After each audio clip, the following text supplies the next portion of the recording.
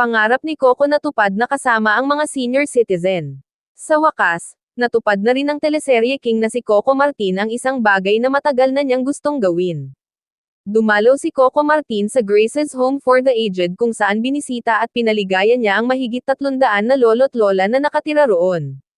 Sa panayam kay Coco, sinabi ng award-winning actor na dream come true para sa kanya ang pagpunta sa Grace's Home na matagal na niyang nais mabisita para makabonding ang mga senior citizen doon.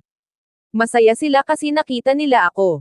Isa sila sa pinakamalapit sa puso ko dahil lumaki nga kasi ako sa lolo ko, saka sa lola ko. Kasi, kung nasaan man ako ngayon, ang lola ko ang naghubog sa akin, siya talaga ang isa sa mga dahilan kung bakit ako nagsumikap sa buhay. Kaya sabi ko parang pag nakakakita talaga ako ng lolo at lola nahahabag ako, nalulungkot ako. Kung mapapansin nyo sa lahat ng soap opera ko ang leading lady ko lola, kasi napakalaking bahagi nila kung anuman ang pagkatao ko ngayon, ani Coco.